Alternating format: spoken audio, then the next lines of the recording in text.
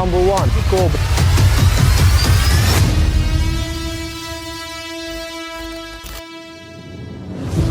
Cobalt Midnight MCM. Oddiy Cobalt emas bu.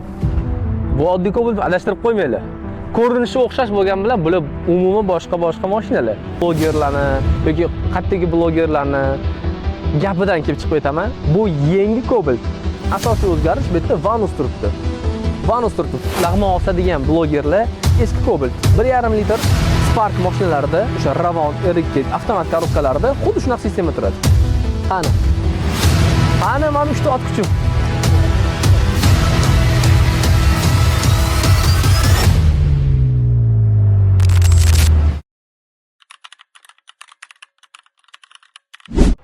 Assalomu alaykum hammaga, yaxshimisizlar? Charchamayapsizlarmi?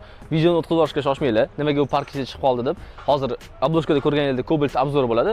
Cobalt obzorini biz ro'za paytida olganmiz. O'sha og'iz ochishga yaqin kelib, to'g'ri hammasi bahonada tuyulishi mumkin. Xullas, nimaga bu yerga chiqib bizni tushuntiryapmiz? O'sha qolib ketgan joylarini iloji boricha tushuntirib berishga, tez etib o'tib ketgan joylarimizni bu yerda daskanalniy qilib, spokойно tushuntirish uchun alohida geniy yozgani chiqdik. Yopilmadi. Assalomu alaykum hammaga, yaxshimisizlar? Charchamayapsizlarmi? Sizlarni Xanov kanalida ko'rib turganimdan xursandman. Sizlar meni ko'rib turibsizlar, men sizlarni ko'rmayapman. Bugungi obzorimizda, xullas, gap ko'p gapirmaymiz, gap cho'zmaymiz. O'zbek xalqini, Qozog'iston xalqini, xullas SNGni hozir sotuv bo'yicha, bu mashinani yaxshi ko'rib qolishi bo'yicha o'zini o'rniga ega bo'lgan mashina. Mayli. Shunaqa deb yozilyapti hozir. O'zbekistonning eng yumshoq mashinalaridan bittasi, sotuv bo'yicha number one, ya'ni lider, top, odamlar orzu qiladigan mashina Cobalt. Cobalt oddiysi emas. Cobalt. Hozir aytaman. Midnight telefonim qani? Internetdan hozir o'zini saytiga kirib, men sizlarga aytib beraman buni to'liq nomini. Xo'p, mana topdim.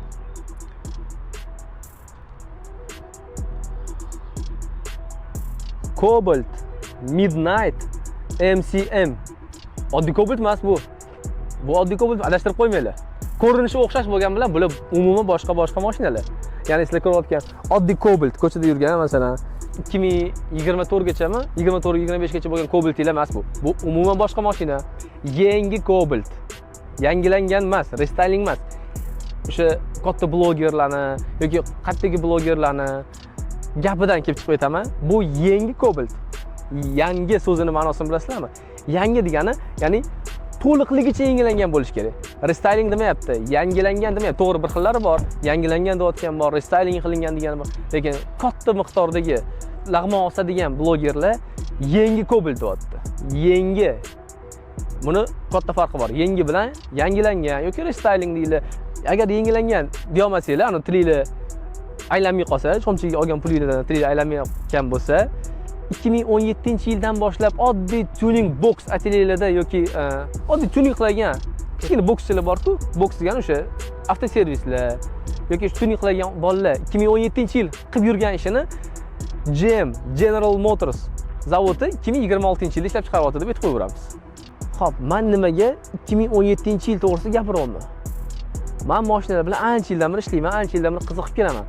Aytdagi 300 yillik shoperlar mashinani tushunmaydigan, menga hozir kommentariyaga yozib aqlli qilmaydi. Cobalt legenda, Nexia 2 legenda. Yo'q. Adekvatniy. To'g'ri qaraylik mashinaga. Nimaga men hozir shuncha emotsiya berib, yangilangan deb juda ko'p qaytaryapman. Bu so'zni men uchun bu juda ham boshqa narsa. Masalan, yangi bilan yangilangan juda ham katta farqi bo'ladi. Tushunasizlarmi? Yangi narsa demak, hamma narsasi yangi bo'lishi kerak. Yangilanganda qisman qaysidir jihatlari yangilangan bo'ladi. Bo'ldi. Bizdagi bir xil shu video oladiganlar ular blogerlar bo'lmaydi. Ular chiqib olib yangi Cobalt degan. Men o'yladimki, yangilangan o'shani rasmda chiqqan Cobalt bo'lsa kerak, Onyx ga o'xshagan basharadagi mana oldi mordasi bor-ku, Onyx dagi Cobalt bo'lsa kerak deb kutgandim. Albatta bo'lgan ish xuddiki bir shu Gentra qanaqa bo'lgan bo'lsa, mana oddiy Gentra bilan Redline Gentra bizga quloqimizga qanaqa lapsha ilishdi. Xuddi shu narsa Cobaltda ham xuddi shu narsa bo'lgan. Tushunyapsizlarmi? Ya'ni oddiy Gentra bilan Redline Gentra'ning farqi o'sha diskasidagi poloskasi, sidenyasidagi poloskasi, kojinniy sidenya, ya'ni o'sha odam o'layotganda oxirgi kuchi bilan nafas olishga harakat qiladi-ku, GM mashinalari, ya'ni o'sha Gentra'si, Cobalt'i o'sha oxirgi nafaslarini olyapti-da. Ya'ni o'ziga darobotga qilishmayapti hech narsani. Tushunyapsizlarmi? O'ziga darobotga qilishmayapti. Bu yerdagi avtoservisdagi shu tuning sohasida ishlaydigan bolalar buni ideya qilib chiqarib berishyapti. Ya'ni o'sha Midnight'ni ham nechidir yil oldin o'sha servisdagi bolalar farasini qoraytirib, etini qoraytirib, ularga katta fikr berib qo'yishgan. Tushunyapsizlarmi? Redline ham xuddi shunaqa diskasini qoraga bo'yab, poloskalar qilib, o'sha ideyani GM o'zi emas, avtoservisdagi bolalar berib qo'yishgan. 2017-yildan boshlab, mayli 2014-15 ni aytmayman. O paytda Cobalt sal yengidi, bizlarnikilar qilishmasdi. O'sha paytda o'zida 2017da men esimda qolganda birinchi ko'rganim. Mana shu farasini ichini qoraytirishardi shunaqa. Bu usti emas. Ichini o'zidagi, o'sha mana ichida plastmassasi bor, o'shani o'ziga qora sepilgan. Buni ham 2017-yil men birinchi marta ko'rganman. Endi diskaga o'tamiz. Diska prosta qoraga sepilgan. Diska prosta qop-qora, xuddi o'sha 2019dan buyog'ida chiqqan diska bu. Ha, 2019, 2020, 21 dalishib ketgan. Xuddi shuni qora rangga bo'yalgani. Bakovoy. Men 2010-yil Matizimda mana shunaqa bakovoy qildirganman. 2010-yil Matizda, o'ylayapsizlar, 2010-yil qilgan ishni zavod mana endi qilyapti. Endi dalishib ketamiz. Xo'sh, qani o'zgarishlar qani bu yerdagi? Yo, bu hozir tuning boshlangan, ya'ni mashina o'rniga shuni qorasini qo'yishyapti. Sal kattaroq qorasini. Yo, ichki led qo'yishyapti. Cobalt uchun bu tuning keyingi uровень hisoblanadi. Keyingi uровень taxminan hozir mana 2026-yili faras qoraydi, diskasi qoraydi, bakovoy qoraydi. Endi tashqi ko'rinishini aytayapman. Bu qorayishi uchun 2029-yil menimcha qorayadi. O'shanda boshlashadi hamma blogerlar. Yangi Cobalt, biz tanimaymiz buni. Nima mashinada do'dirab qolishadi. Hop, dalishib yuramiz endi, Eshikka ruchkasiga kelamiz. Eshik yopilishiga hali to'xtalamiz alohida. Eshik ruchkasi. Besключевой доступ degan narsa bor-da. Besключевой доступ, ya'ni kalitsiz. Siz cho'mchak hisob qo'yasizlar. Bundan oldingi videoroliklarimizni ko'rgan bo'lsangiz, 10x obzorda ko'rsatganman. 10x'ni eslatib ketay yana bitta. 10x san yomonlab tashlading. O'zing mana bunaqasan. 10x maqtagan joylarimni o'zinglar. 10x ham maqtaganman. Po faktu mana yaxshi joyini yaxshi deymiz. Yomon joyini, yomon emas. Men o'zimning shaxsiy fikrim, menga yoqmagan joyini texnически zo'rroq, yaxshiroq qilib ishlab chiqarish mumkin bo'lgan joyini men bunaqa bo'lsa yaxshiroq bo'ladi, tushuntirib ketaman. Xo'p. Besключевой достуp yo'q. Mashinamizni men hozir boytamir qo'lni ko'tarib yurgan narsani osliga ko'rsataman.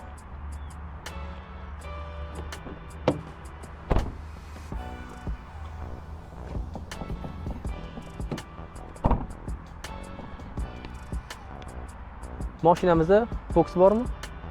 2026-yil. 2026-yil mashina yurgan probegi 226 kilometr. Men 300 kilometr deylik. 300 kilometr yurgan mashina. Zavoddan chiqqan, shunda uyga kelgan, bitikda magazinga chiqib kelgan. 2026 men texpasport bilan ko'rsatdim. 165 million turar ekan. 165 million so'm. Bu degani hozirgi kursda 2026-yil 8-mart kunidagi kursda 12 ming hisoblaylik. Kursi qancha bo'lyapti? Deyarli 13,5 ming dollar. 13,5 ming dollar. Bu hazilakam pul emas. Bu o'sha budjet emas bu. Budjetdan chiqib ketilgan summa. Endi kimdir uchun, kimdir oyiga 50 ming dollar topadi, sana o'zingning puling yetmaydi, o'shaning uchun senga shunaqa tuyulyapti deydi. Yo'q. O'rtacha oddiy aholini, xalqqa aytaman. 13 ming dollar juda katta summa. So'mda gaplashamiz. 165 million so'm. 165 million so'm. Sizlar uni yig'asizlar. Bir amallab shartnomani olasizlar. Urush to'polon qilib oynalardan oshib tushib tanish videolar paydo bo'la boshladi. Albatta, bunday paytda avtomobil shartnomasini UzAvto savdo sayti va ilovasi orqali rasmiylashtirishingiz mumkin degan xabarga hech kim quloq solib o'tirmaydi. Sinadi hozir. Hamma bo'lajak mashinasi yoki mashinalari uchun harakatga tushdi. Faktlarda esa 50 daqiqada Cobalt uchun salkam 22,5 mingdan ortiq, 1 soatda 30 mingdan ortiq shartnomalar tuzilgan. Men o'zim ham Cobalt haydaganman. Endi sotib olganman. Hayotimning to'g'ri ishim. Xatolarni to'g'rilash kerak odam. Xullas to'polon, urush, janjal, qiyinchilik bilan o'zi bu pulni ishlab topishni o'zi juda qiyin-da. Bu pulni yig'ib qo'y, shuncha yig'asizlar-da, shuncha kutasizlar shu mashinani. Sizlarga mana shunaqa yopilmaydigan eshik. Biz yana ozgina qiya joyda turibmiz. Mashina yoqqa og'gan. Oynalar yopib turibdi, to'g'ri? Mana. Mana. Mashina yoqqa ozgina qiyshayib turibdi, mana. Mana. Endi yopildi. Nimaga men 165 million so'm pul to'lab, eshikni mana shunaqa yopishim kerak? Nimaga men unaqa yopishim kerak? Keldi, mana shunday yop, mana. Nimaga yopilmayapti? Mana. Endi yopildi. Nimaga men bunaqa kuch ishlatishim kerak? Nimaga men mashinani olib chiqib turib, yana qanaqadir ustaxonaga olib borib, bu eshigini regulovka qildirib, boltlariga tegizdirishim kerak men? Nimaga zavoddan normalniy holatda chiqmaydi eshigi? Cobalt yana kasali, mana ruchkasi. Bilsanglar, hozir Cobalt haydaganlar hamma og'riqli nuqtasiga men zarba beryapman. Meni kechiringlar, men buni xohlamagandim.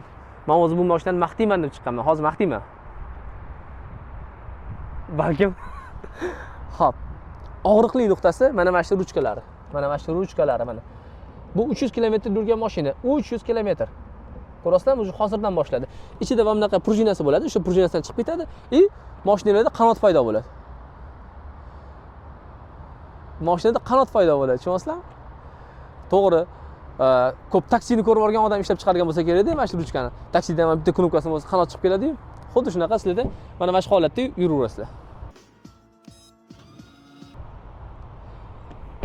Bu hamma Cobaltni kasali. Mana bu Cobaltga ham xuddi shu narsa o'tgan. Mana orqa eshik.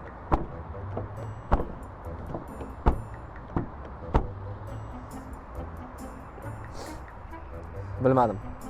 Cobalt mashinamizni plyusiga o'tamiz.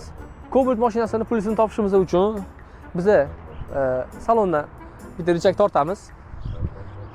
Oldi qismiga kelamiz. Shunda ko'taramiz, keling. Mana plyus. Bo'ldi. Bo'ldi. Bo'ldi. Men boshqa plyus ko'rmayman. Oldingi Cobaltga qaraganda, to'g'ri unda ham plyus bor edi. Ko'rinishi o'sha Cobalt. Oldingi Cobalt qanaqa bo'lgan bo'lsa, xuddi shunaqa ko'rinishda. Faqat faralar qoraytirilgan, ichida galogen, oddiy galogen lampochka turibdi. Hech qanaqa ksenyon emas, led emas, hech narsa, lupa ular uchun tuningning oxirgi nuqtasi mana shu lupa bo'ladi. Oddiy ichi qoraytirilgan, diskalar qoraytirilgan, bokovoy qoraytirilgan. Oldi tomondan o'zgarish, mana rushatka ham qoraytirilgan. Chunki bu oddiy Cobalt emas. Bu Cobalt Midnight MCM. Конечно. Men tanimadim, oddiy Cobalt deb o'ylayman. Rishotka, fara, bokovoy diska. Endi orqa tomondan o'zgarishlarni ko'ramiz. Zavodda oynasi mana shunday qoraytirilgan chiqarilar ekan. Mana orqa eshikning oynasi, orqa lobovoy. Diska qoraytirilgan. Orqa fara. Orqa fara ichi ham qoraytirilgan. Mana bunaqa qora, adashmasam bu zavoddan chiqqan. Menimcha zavod. Zavod bo'lsin shu. Nima esdan chiqqan? Bilasanmi, Abdurahmon? Midnight yozug'i. Butun dunyoga maqtalindi-ku. Bu Cobalt Midnight, bu Cobalt yangilangan Midnight. Bu nima mashina? Hamma o'zini osib qo'ygan, bir xil venasini kesgan Midnight olaman deb. Nega yozig'ini yozib qo'ymadinglar? Midnight MCM deb. Bo'ldi. Tashqi ko'rinishida deyarli o'zgarish yo'q. Tashqi ko'rinishda deyarli o'zgarish yo'q. Shu diskalar, tonirovkalar. Men jahlim chiqayotgani bu narsani, o'sha aytayman. 10 yil oldin, deyarli 10 yil oldin endi oddiy desam, tushunchiligi ozgina haqoratli eshitilishi mumkin. Oddiy usta bolalar qilgan ishlar. Oddiy usta bolalar shuni ochib ichini qoraga sepib berishgan yoki tonirovka qilib berishgan, qoraytirib, diskadan bo'yab berishgan, bokovoydan bo'yab berishgan. Icho. Bu ishni o'sha eski Cobaltda ham qilib olardik o'zimiz. Asosiy o'zgarishlar buni salon qismida bo'lgan. Salon qismida, motor qismida ham ozgina o'zgarish bor. Nima qilamiz? Salondan boshlaymiz, motordanmi? Davaychi motor, keyin salonga o'tamiz. Ketdik. Mana kechiringlar. Yangi Cobalt-ku bu. Bu yangi Cobalt. Yangi Cobaltda o'sha kapot ochadigan richagi ham boshqa joyda bo'lishi kerak deb o'yladim, lekin yo'q, mana. Shu eski joyda. Chunki mayli. Yangi Cobalt. Oldingi Cobaltda mana shuni qo'lda tiqib turib, o'sha yonga burasa ochilishi kerak edi. Menimcha bunda boshqacha, to'g'rimi? BMWlarga o'xshab ikkita. Yo'q, shunaqa ekan. Xo'p. Kapotimiz og'ir ekan. 2026-yil. 2026-yil keldi o'sha. Bu mashina ham 2026-yil. Mashinalar o'zi yuryapti, avtopilotda o'zi yuryapti. To'g'ri, ularning budjeti boshqa, ular qimmat, ular klassi bo'yicha bunda ancha tepadagi mashina. Men tushunaman, men hammasini tushunaman. Lekin oddiy gaz lift mana bu yerga amortizatorga o'xshagan narsa qo'yib beradi, bilasizlarmi? Bundoq kelsanglar, kapotni bundoq ko'tarsanglar, u bundoq ochib beradi. Mana 200 kilolik kapotni ko'tarmaysizlar. Tushunyapsizlarmi? Bu komfort, baribir qulaylik, qanaqadir bir o'sha потребитель, ya'ni xarid qilayotgan xaridorni ozgina o'ylash hisoblanadi. Bizada hali ham to'g'ri gaz liftlar, o'sha amortizator deylik, kapot uchun amortizatorlar tashlab yuborishi mumkin, lekin ular tashlab yuborish uchun ancha yil xizmat qilish kerak. Bundan jo'jni, bu ishonchli, lekin bu уже eskirgan texnologiya. Kapot ochish uchun bunda vanus sistema bor. Vanus sistema nimaga men hozir shu gapirganda videoda ham ko'rib turibsizlar. 2017-yil, 2017-yildan boshlab ishlab chiqarilgan Spark mashinalariga GM zavodidan, ya'ni bundan oldingi mashinalarda ham o'sha vanus sistemalari bo'lgan, lekin ular aynan O'zbekistonda yig'ilmagan. Tushunasizlarmi? Yoki Koreyadan kelgan, yoki qayerdandir kelgan, faqat motor bilan yoki akkumulyator balon qo'yib chiqarilgan. Bu ishlab chiqarishga kirmaydi. Aynan bizda ishlab chiqarilgani bu Spark. Sparkda qo'yilgan sistema xuddi shu endi 2026-yil Cobaltda qo'yilyapti. Vanus sistemani o'zi BMWdan olingan. BMWni o'sha mashhur qilgani vanus sistema, ya'ni klapanlarning ochilish momentini to'g'rilaydi. Buni bizga foydali tomoni nimada? Benzin sarfimizni kamaytiradi. Klapanlar полностью yopilib, o'sha portlash jarayonini, ichidagi sgarangani effektivniroq qilib beradi. Tushunyapsizlarmi? Ana o'shani hisobiga sizlarda benzin sarfi kamayadi, motoringiz уже keyingi urovendagi motor bo'ladi. Level boshqa urovengga o'tadi, tushunyapsizlarmi? Bu yaxshi sistema. Men yana videoda aytish esimdan chiqib qolibdi. Vanus sistemaga motorimizdagi vanus sistema o'zgarganini hisobiga blok управления ham, bu elektronniy blok управления u ham nisbatan o'zgargan. Men hali ichini ochib ko'rmadim, u blok sistemani, ya'ni ikkalasini oldingi o'sha restylingacha bo'lgan oddiy Cobalt o'sha Cobalt bilan o'sha MCMni ikkalasini ochib ko'rmadim. Lekin ustalar aytishi bo'yicha bundagi o'sha MCMdagi blok управления ham boshqacha sistemada ishlar ekan. Xo'p, motorimiz o'sha eski Cobalt. 1,5 litr. Mana hozir men sizlarga texpasport qo'limda turibdi. 2026-yilda yangilangan deylik. Yangilangan, ya'ni har bir qismi yoki qaysidir qismlar yangilangan bo'lishi kerak. Motorda ham o'zgarish bor, hozir aytib o'taman. Lekin ot kuchi ko'payganmi, yo'qmi? Shuni bilamiz. Men haydagan Cobaltda 2020-yil, 21-yilda shunaqa edi Cobalt. 1,5 litrli motor. Xuddi shunaqa avtomatik korobka, 6 ta uzatmaga ega bo'lgan. 105 tami 104 ot kuchli motor edi. Oddiy atmosferniy motor edi. Hozir bu yerga qaraymizda, men turbina ko'rmayapman. Xuddi o'sha motor, xuddi shunaqa joyda joylashgan, mana bloklari hammasi shu joyda. Bitta o'zgarish, to'g'ri, bu texnik katta bo'lishi mumkin, lekin asosiy o'zgarish bu yerda vanus turibdi. Vanus shu raspredval orqali klapanlarning ochilish momentini to'g'rilaydi. Eng oson qilib tushuntirganda. Agar texnik sizlarga kerak bo'lsa, internetga kirib ko'raverasiz, double vanus nima? Xullas, mana shu narsa mana. Ikkita vanus. Bu narsa 2017-yildan boshlab ishlab chiqarilgan Spark mashinalarida, o'sha Ravon, R2 avtomat korobkalarida xuddi shunaqa sistema turadi. 2017-yil, 2026-yil. Endi qo'yildi bu narsa. Tushunyapsizlarmi, o'rtada qancha vaqt bor? Nega shu narsa o'sha 2017-15-yillarda qo'yilmagan? Qo'yilgani yaxshi. Ya'ni bu motor texnik tomondan ozgina sложный, qiyin qilib qo'yadi xizmat ko'rsatishga, ya'ni motor qancha qiyin yig'ilgan bo'lsa, motorda qancha ko'p оборудование, qo'shimcha narsalari bo'lsa, u motor to'g'ri ustalar uchun sal qiyinchilik tug'dirishi mumkin. Mana shu vanuslar ham sal qiyinchilik tug'diradi, ya'ni oddiy motordan ko'ra. Lekin bu texnologiya. Vanus uchun gap yo'q, respekt. Mana bu zo'r решение. Faqat 2017-yil chiqish kerak edi deb o'ylayman men. Chunki 2017 Sparkda qo'ygansizlar-ku. GM ishlab chiqargan. Ana o'sha paytlarda qo'yilganda ham bu narsa zo'r bo'lardi. Lekin mana mayli ozgina kech bo'lsa ham qo'yibsizlar, rahmat. Men Cobalt'ni maqtadim. Motori zo'r, motori надежный. 300 ming, 350 ming probeg, agar moyiga, antifriziga qarab yursanglar, yurib beradi. Indamay kapitalniy remontgacha, ya'ni to'liq ta'mirlanishigacha yurib beradi. Bemalol. Chunki oddiy prostoy motor. Bitta vanus qo'yishibdi. Zo'r, respekt. Endi ot kuchi. Men 2021-yil Cobalt haydaganman. Oddiy Cobalt edi. Ana o'shanda xuddi shunaqa motor turuvdi, xuddi shunaqa avtomatik uzatmalar qutisiga ega bo'lgan korobka, 6 ta pog'onali korobka edi, xuddi shunaqa, faqat vanussiz. Ana o'shanda 105 ta ot kuchi bor edi. Men hali texpasportga qaramadim. Texpasportga qaraymiz, hozir nechta ot kuchi bor? Dvigatel quvvati 102. Men haydaganda 105 ta edi. Qani 3 ta ot kuchi? Qani mana 3 ta ot kuchim? Nimaga kamayib qoldi? To'g'ri, u 2-3 ta ot kuchi sizlarga ko'p narsa bermaydi, lekin menga yozilgani o'sha paytda 104 ta edi. Adashmasam 104, 105 ta edi. Aytda 102 ta ko'rsatilgan. Bo'ldi.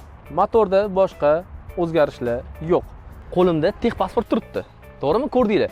2026-yildagi texpasportda 102 ta ot kuchi bor ekan. Adashmasam 102 ta. Hozir yana bitta chiqarib ketamiz, 102 ta. Men sizlarga aytayapmanki, bundan oldingi Cobaltda, mana men hozir o'sha oldingi haydagan Cobaltimni texpasport qo'limda turibdi. 105 ta yoki 106 ta ot kuchi deganman. Ya'ni unda vanus sistema yo'q. Xuddi o'sha Cobaltni yilni aytaman sizlarga hozir. 2021-yil Cobalt ekan. 2021-yilda vanus sistema yo'q. Xuddi o'sha 1.5 litrli atmosferniy motor, xuddi shunaqa 6 ta pog'onali avtomatik uzatmalar qutisiga ega, to'g'ri blok upravleniya и vanus sistemada farqi bor. O'rtasida qaranglar, necha yil bor? Mana 2021, 22, 23, 24, 25, 26, 5 yil farqi bor. 5 yil farqida biza erta hozir aytaman sizlarga 2 ta, 4 ta ot kuchi yo'qotdik. 4 ta ot kuchi yo'qotdik. Buni men hozir sizlarga ko'rsatib beraman. Cobalt. Aha. Mana aka, endi rayonimni ko'rsatma. Mana 2021-yil Lyohkovoy. Endi mana bu yerga qaraymiz. Dvigatel raqami, dvigatel quvvati. Endi bu yerda shriftda adashib ketishgan, lekin mana ko'rinayotgan bo'lsa 106 ta. Nimaga yillar o'tganidan keyin ot kuchi kamayyapti-da?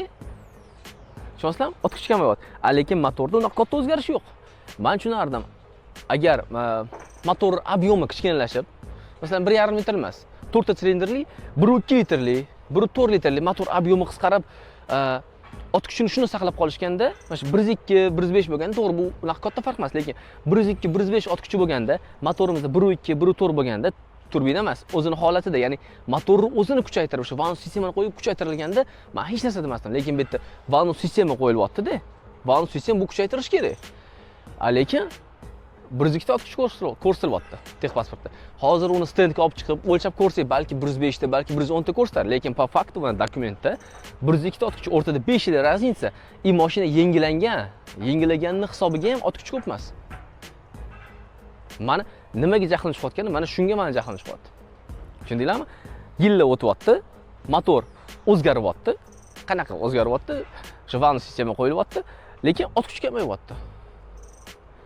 Vanus sistema qo'yildi, yillar o'tdi, ot kuchi ko'paymayapti. 115 ta, 125 ta qilinmayapti hachaba.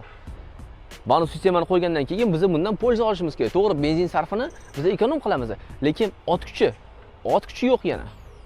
Yillar o'tgandan keyin biz 4 ta ot kuchi yo'qotyapmiz. Masalan, po faktu mana ko'rsatib berdim hozir. ABS bor.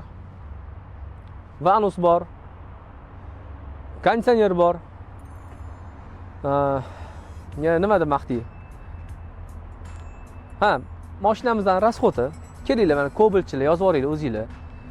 Ichinglardan просто tan olib yozinglar, to'g'ri. Fanatizm boshqa. Fanatizm uchun chetga surib qo'yiladi. Fanatizm chetga surib qo'yib, o'zingizlar haqqoniy aytinglar, nechta расход qilyapti Cobaltinglar. Menga dalnida emas, ya'ni mexanikasi, mana avtomat korobka Cobalt haydaydigan aytinglar. Benzinda haydaganman, mashina o'sha payt 20 ming, 19 ming yurgan mashina olganman men. Texnически ideal holatda edi. Texnически ideal holatda edi. Avtomat korobka. Benzin 92 benzinda, yaxshi benzinda 9,5-10 litr расход qilyapti. Benzin sarf qilyapti 100 kilometrga. 9,5-10 litr. Uzoq masofaga chiqqanimda, bir ikki marta viloyatlarga borib kelganman. Ana o'shanda nechtaga tushgan deya hozir 8,2 mi, 8,5 litrlarga tushgan. Bosmaganman, shu 80-100 o'rtasida haydab yurganimda. Unaqa загруженный emas. O'zim bitta o'zim borib kelganman. 6 litr расход qilmaydi Cobalt. Mexanikasi bo'lishi mumkin. Sizlar toshbaqa rejimda haydasanglar. Toshbaqa rejimda haydasanglar birinchidan motoringlarni o'ldirasizlar. Ya'ni moy оборотлari deyarli hamma qismini qoplamaydi-da. Shu past оборотda yuraverasizlar. Bu juda ham zerikarli. Buni ko'rib haydash kerak emas. Mexanikasi bo'lishi mumkin. Dalniga haydaganda, uzoq masofalarga haydaganinglarda taxminan 7 mi, 608 qilib, ya ishonmayman lekin. Yozaveringlar, ishonmasang ishonma, bor unaqa yozaveringlar, mayli, menga farqi yo'q. Qilmaydi unaqa расход. 6,5-6 litr qilmaydi Cobalt. 7. Men dalnida mexanikasi 7. Avtomatda 7,5-8,5 o'rtasi bo'ladi dalnida. Shahar ichida 9,5-10-11. Shu motorda hammasidan ko'rsatib o'tdik. Hop. Mana obshivkasi bor ekan. Bunga ham respekt. Bu obshivkasi bo'lgani motor shovqinni tashqariga kamroq eshitilishiga sabab bo'ladi. Gap yo'q, zo'r. Vanus qo'shganinglar zo'r, respekt. Молодцы прям. ABS zavodskiy chiqayotgani zo'r, bu ham respekt, chunki bir vaqtlar bo'lgan ABS siz chiqqan Cobaltlar, orqasiga ketib qolgan Cobalt ko'rsatdi, demak o'sha ABS siz Cobalt. Xo'p, mana bu yoqqa obshivka qo'ygansizlar, zo'r, respekt. Gap yo'q. Bitta gaz lift qo'yilsa, ishimizda hal. Gaz lift, ya'ni amortizator deylik, kapot ko'targan amortizatorlar bozorda 250 mingdan 350 minggacha turadi. O'zingizlar ham ustanovka qilsanglar bo'ladi. Bu zavod, katta jem, qanaqa Urgundagi zavodda bu. Ularga ko'p olganning hisobiga, optim olganning hisobiga juda ham arzon tushadi. Qo'yish shunaqa qiyin ish emas. Ana endi hozir biz texnik tomondan ozgina gaplashib o'tdik. Oldida hadovoy qismi ham xuddi shunaqa. Hech narsa o'zgarishi yo'q. Kelinglar, texnikga o'tib ketishdan oldin yana bitta narsa aytib o'tamiz. Cobaltchilar, mana yana yozinglar. Men o'zim Cobalt haydaganman. Men juda yomon mashina demayman buni. Faqat bizaga yana ham yaxshiroq qilib chiqarsa bo'lardi-da, buni iloji bor-da. Tushunasizlarmi? Bu pulga emas-da bu mashina. Continental balonda chiqadi. Sirraz bu balonni almashtirib olinglar. Sirraz mayli bir 5000 yuringlar-da, sirraz almashtirib olinglar. Bu balonda Cobalt yumshoq emas. Cobalt yumshoq deydiganlar hammasi balon almashtirgan bo'ladi. Tushunasizlarmi? Xitoy Liboy baloni bundan yaxshi. To'g'ri, bu Continental, lekin Continental menimcha bu eng sifati pastmi, bilmayman. Bu balondan voz kechish kerak. Continental o'zi zo'r brend. Zo'r brend. Nimagadir aynan mana shu Cobaltga qo'yiladigani juda ham qattiq. 2026-yil. 2026-yilda hali ham barabanli sistema. Tushunasizlarmi? Tormoz sistemasi barabanda hali ham. Barabanda. Baraban so'zini o'zi qanaqadir bir sovetskiy so'zlarga, eski so'zlarga o'xshaydi. Barabanni oldiga ham baraban qo'yib beringlar unda. Men videoda esimdan chiqib qolibdi gapirish. Ya'ni diskasini gapirganman-da, shuni o'tib ketib qolman. Mana endi hozir xatoyimizdan to'g'rilab aytmoqmanki, barabanli sistema 2026-yilda 2004-yil Lacetti'larda 2004-yil chiqqan o'sha eski Optra deydi-yu, ana o'sha haqiqiy Optralarda ham diskoviy tormoz chiqqan. Diskoviy tormoz chiqqan, tushunasizlarmi? 2026-yil. Necha yil o'tib ketdi o'rtada. Bizda hali ham barabanli sistemalar. Ichinglar mumkin mana Kia Soletda ham, Trackerda ham xuddi shunaqa barabanli sistema-ku. Men ularni ham maqtayotganim yo'qmi? Bizaga diskoviy tormoz beringlar. Diskoviy tormoz nimaga hali ham masalan oldingi mashinalarni ko'rsanglar, oldi tormoz oldin to'xtatish sistemasi ham oldin baraban bo'lgan. O'sha barabandan voz kechib, oldin diskoviy qilishgan. Nimaga unaqa qilishgan ekan? Ya'ni bu ishonchliroq, yaxshiroq to'xtashga yordam beradi. Diskoviy tormoz. Tushunyapsizlarmi? 2026-yilda tushunmayman hali ham. Nimaga? Mayli o'sha Kia ham, Tracker'ni jemku. O'sha mashinalarda ham 10X da ham barabanli tormoz sistemasi. Aytishim mumkin, nimaga sen bunchalik negativ anaqa bo'lsan GMga qarshi? Men GMga qarshi emasman. GM yaxshi brend. GM masalan uncha brendlardan yaxshi brend. Men yaxshi ko'raman. Mana nima fikrni sizlarga bermoqchiligimni tushuninglar. Bu mashinalar qanchalik качественный bo'lsa, bu mashinalar qanchalik современный, texnologичный bo'lsa, bu bizga yaxshi, tushunyapsizlarmi? Mana masalan o'sha baraban tormoz olib tashlab, o'rniga diskiy tormoz qo'ysa bizga yaxshi. Ya'ni to'xtash sistemamiz yana ham ishonchliroq, yaxshiroq bo'ladi. O'sha Vanus sistemasi motorimiz 6 kuch sal ko'proq bo'lib, объемimiz kichkinalashsa, ya'ni 1.5 emas, 1.4 bo'lsa 1.5 dan sal kichkinaroq bo'lib, 6 kuchimiz ko'paysa, turbinasiz ko'paysa, bu yana ham bizga mощность beradi, управленияda yana ham o'sha maza qilishimizga imkoniyat yaratib beradi. Hozir mana GMni nimaga men unaqa yaxshi ko'rmasligimni, negativ bildirayotganimni sababini aytib o'taman. Cobalt necha yildan beri ishlab chiqariladi-da? Men necha yil bo'yin Cobalt ishlab chiqarilayotgan. O'rtada boshlandi mana shu Cobaltda suv o'tishi, teshuvlardan suv o'tyapti. Mana nechta video ko'rasizlar. Qidirib ko'ringlar. Biza prosta ustalarni boqyapmiz. To'g'ri, bu unisiga shunaqa yo'q, hech qanaqa savol yo'q. Ustalar ishini zo'r qiladi, lekin nimaga o'sha GM zavod necha yildan beri ishlab chiqarayotgan mashinasidagi mana xato bo'ldi. Mana xato suv o'tyapti ichidan. Suv o'tgandan keyin o'sha xatoni to'g'rilashga harakat qilmayapti. Tushunyapsizlarmi? Buni решенияsi ham, ya'ni buni yechimi juda ham qiyin emas. Prosta germetik surib qo'yiladi, o'sha teshuv yopib qo'yiladi. Bo'ldi, ana o'sha bilan muammo hal. Lekin GM zavod buni to'g'rilagisi kelmaydi. Hamma joyda shunaqa, tushunyapsizlarmi? Hamma joyda mana o'sha plastik, taqir plastikmi? Matizdan emas, mana Sparkdan boshlab Equinoxgacha, Traversgacha xuddi shunaqa plastik ishlatadi, xuddi shunaqa klips ishlatadi. Taqir shahrliga plasmasi. Ya'ni o'zini xatolarining ustida ishlamaydi.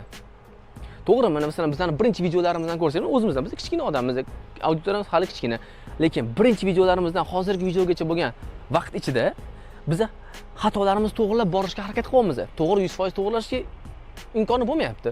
Bilmasdan xato qilib qo'yamiz. Bu normal holat, lekin xatoni to'g'rilashga harakat qilish kerak. Tushunasizlarmi? Men nima uchun men GM zavodni uni hurmat qilmayman? Ya'ni bizga berayotgan narsasi nekачественный narsa, качество сборка yo'q, deyarli yo'q. U mashinani olib chiqib, biz yana nimadirlar qilishimiz kerak, suv o'tmasligi uchun. Shuncha pulga to'lab 165 million o'ylayapsizlarmi? Men olib chiqolmanda mashinani eshikni regirovka qilishim kerak. Birinchisi, eshikni regirovka qilishim kerak. Balonni almashtirishim kerak. Ya'ni balon bo'lmaydi. Kontinental taqilib ketadi u balon. Keyingi qilgan ishimizda germetikka chiqishimiz kerak atrofini mashinamizdan ertaga suv o'tib, mashina ichi sasimasligi uchun. Yangi mashinaga qilayotgan ishlar o'zi, tushunyapsizlarmi? Endi biz bagajga o'tamiz. Cobalt olganinglardan keyin qilinadigan ishlarning yana bittasi. Sizlar podkrilnik qo'yganinglardan keyinda podkrilnik prosta solib qo'yishadi bagajingizga agar bo'lsa. Bagaj knopkasi. Ya'ni biz ham mashinada o'tiribmiz. Endi qayergadir borasiz, prosta bagajingizni ochib tekshiradi yoki masalan bagajni ochib yubor deydi. Haydovchi uchun qiyin narsa, mashinani o'chirib, tushib chiqish juda qiyin narsa. Ko'p mashina haydaydiganlar biladi. Mashinadan tushib chiqish sal noqulaylik keltirib chiqaradi. Salonni o'zidan richak bo'ladi, tortib olingan tros orqali ochiladi. Hozir ko'ramiz Cobaltda bormi? Oldingi Cobaltda yo'q edi. Keling Abdurahmon. Qani? Hop. Mana mana shu joyda bo'ladi. Bitta richak yo'q. Bitta hech qanaqa knopka yo'q. Faraniki. Mana bu yerda bormi ekan? Qani? Yo'q. Yo'q. Cobaltchilar o'zi mana mana shuga qo'yib olishadi. Cobalt olgandan keyin birinchi qilgan ishlardan bittasi bagaj knopka qo'yish. Bagaj knopka. Agar biza hop mana bu joyga keldik, mashinamiz hozir zavod bo'lib turibdi. Bagaj ochib yubor deydi, masalan, uyingizdagilar kimdir kelib bagaj ochib yubor, shu narsa qo'yib olaysiz. Sizlar remen taqib o'tiribsiz, endi tushishga qiyin. Erinasizlar. Bagajni qanaqa ochamiz? Pultda hozir knopkasini ko'rsataman, zavod qilib qo'ydim. 2 marta bossa ochadigan knopkasi bor. Agar zavod bo'lib turganda ochsa, respekt, gap yo'q GMga, вообще gap yo'q. Hozir men birinchi topib olaymi qayerlarga? Mana 2 marta bosaman, mikrofon qani?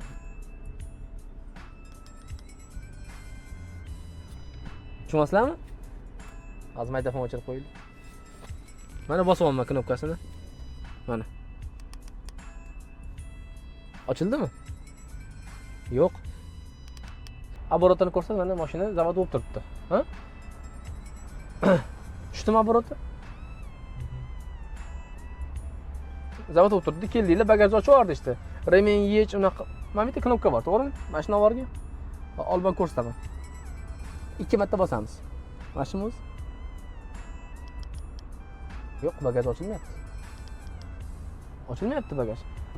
Knopka yo'q, bagaj knopka yo'q bu yerda. Qani? Bagaj knopka yo'q.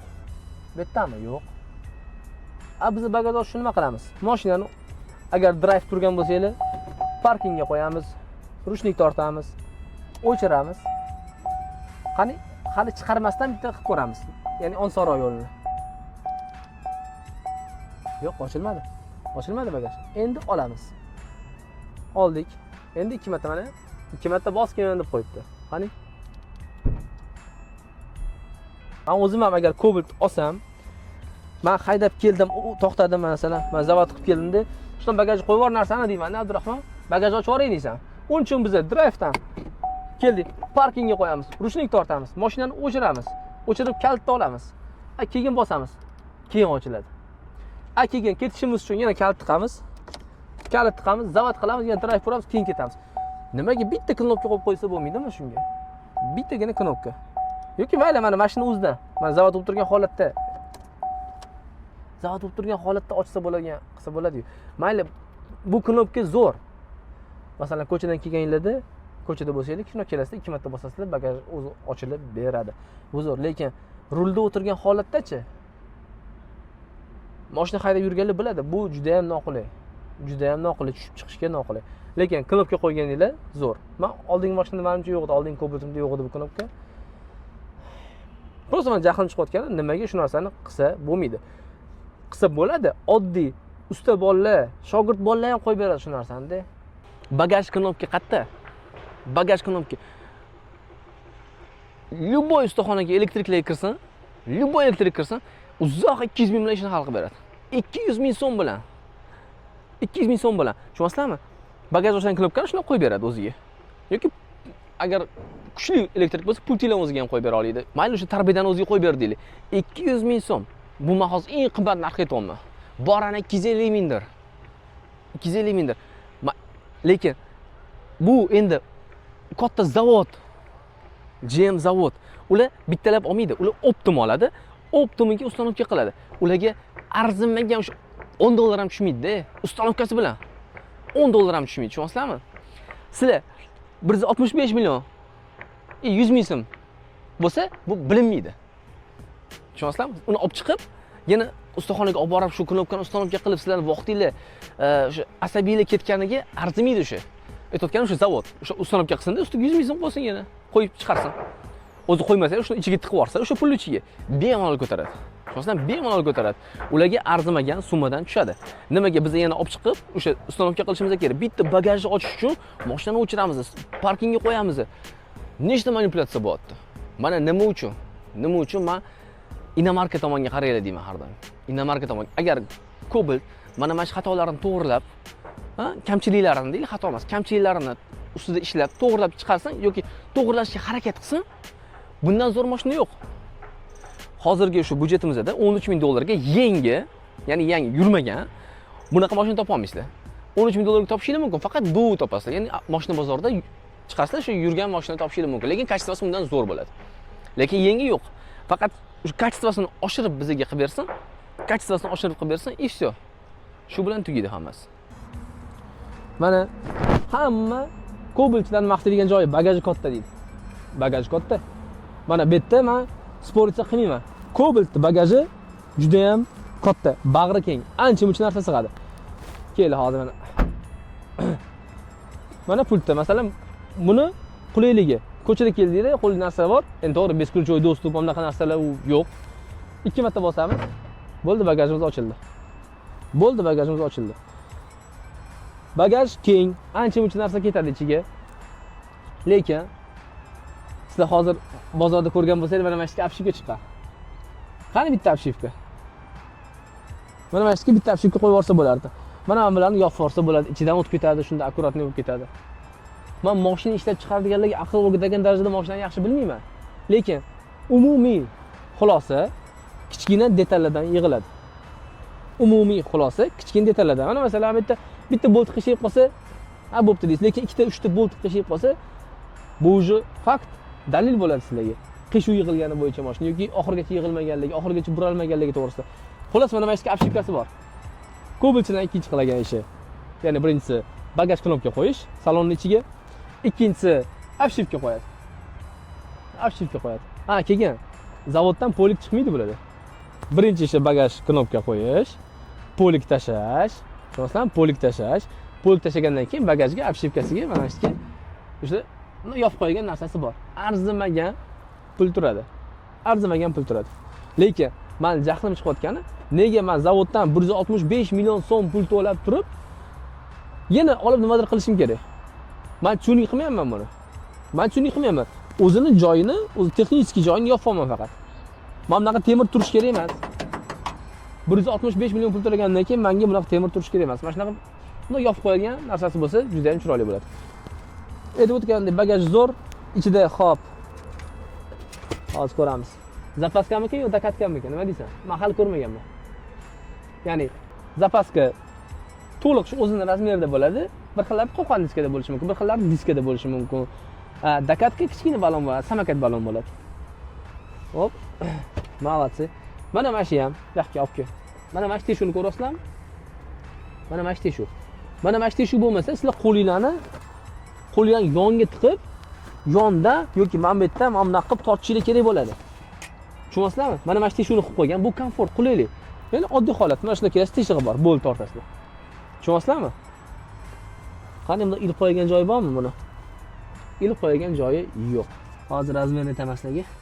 185 75 R14. Endi diskaga ko'ramiz. 195 65 R15. Bitta radiusga kichkina qo'qon diskada. 100 talik joy qo'qon diskada.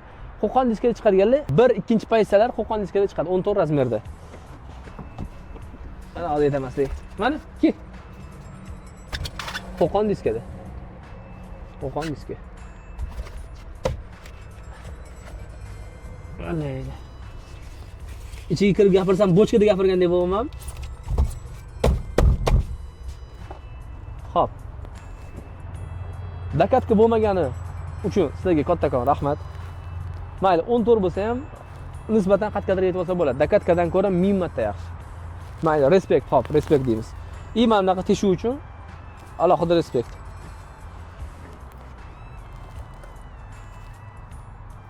Xo'p. Bagajimizda chiroq. Ha, chirog'i bor ekan. Bagajimizdagi chiroq bizga qulaylik beradi. Ya'ni kechasi kelganinglarda telefondan fonarikini yoqib qidirmaysizlar, mana mana shu chiroqning o'zida nisbatan ko'rinadi. Zo'r. Mana bu ham o'sha потребитель, sotib oluvchi kim deydi o'zbekchasiga ham yaxshi bilmayman. O'shani o'ylash, ozgina qulaylik berish bo'ldi. Mijozni o'ylash. Operatorimiz to'g'rilab ketyaptilar. Mijozni o'ylash. Zo'r. Respekt. Ha, yana bitta narsa esimdan chiqib qolibdi. 10x obzorda ham qilganman. 10x dan bunaqa obshivkasi bor edi menimcha, esimda-yu. Qayerdan o'sha yopaman? Mana bundanmi? Mashina o'sha yopishim kerakmi? Mana bunda o'sha yopishim kerakmi? Hozir ilm-fan egalari yozishadi kommentariyada. "Oy, mashinani tushunmaysan, kecha chiqib qolding, o'zing bundoq kelasan-da, mashina o'sha yopasan" deydi, mana deydi. Ammo mashinanglar kir bo'lsa-chi? Tasavvur qiling, yomg'ir, kir. Ha? Kobalt ko'pincha uzoq masofalarga yuradi, bagajga qo'yishadi. Bagaj orqasi kir bo'lib ketadi. Shuna kelishadi-da, mashina sho'shadi, aytganimda. Shuna yopishadi. Keyin nima qilishadi desam? Bo'lib ketaverishadi. Nimaga oson buni yechimi bor-da, buni yechimi bor. Mana mana shuga bitta kurchok yoki rebencha qo'yib qo'yiladi. Hozir yana ikkinchi toifa insonlar keladi. U faqat hatchbacklarda bo'ladi, inomarkalarda bo'ladi. Bu ananda sen bilan ko'rdik. Bozor Toyota Corolla 2006-yilmi, 2007-yilmi? Mana shu yerda ruchkasi bor ekan. Bu ham sedan kuzov. Bu ham sedan kuzov. liftback emas, hatchback emas, universal kuzov emas, minivan emas. Nimaga ular 2006-yil qo'ygan ekan? Ha? Yaponlar kalla ishlamaydi, to'g'rimi? Toyota mirovoy brend emas-ku. Xullas, men hamma aytayotgan narsam o'zimni o'ylab, sizlarni o'ylab, aytishim, mana shu narsalarni ishlab chiqarsa, bizaga sotib oluvchilarga qulaylik bo'ladi yana ham. Ya'ni mashinani kir kuzovini ushlamaymiz-da, yoki mana bu yerdan o'sha yopmaymiz-da, ko'pchiliklarga salom yana. Ko'pchilik mashina o'sha yopadi unaqa. Bu yopilmaydi dedi. Ya ichigidan ko'ra yaxshi yopiladi bu. Mashina o'sha yopmaymiz. Mana shu yerda richak bo'ladi. Shu bilan qo'limizda ham kir bo'lmaydi. Shuni tortamiz, ichsa yopiladi. Ammo hozir qayerdan yopganimni bilasam, men oldin Cobalt'da ham shunaqa yopardim. Baxki. Mana temirdan o'sha yopolman. Tushunyapsan? Temirdan o'sha bet endi qo'lni kesmaydi-yu, baribir noqulay. Ichiga mashina 20 metr surib turgan bo'lsa ham. Mana shu o'sha yopolman. Yoki mana shu qo'lingizdan kir qilib, barmog'ingizdan kir qilib ushlaysizlar. Faqat ana to'g'risini yozinglar. Mana shu aytayotgan narsam to'g'ri-ku, 100% to'g'ri-ku. To'g'rimi? To'g'rimi? Mana bu yoqqa tiqib qo'limizdan, mana bu yerdan ushlab kir qilib, mелочь deysizlar, lekin o'sha aytib o'tganimdek kichkina narsalardan yig'iladi umumiy xulosa. Bu Cobalt'da ham suv o'tadi.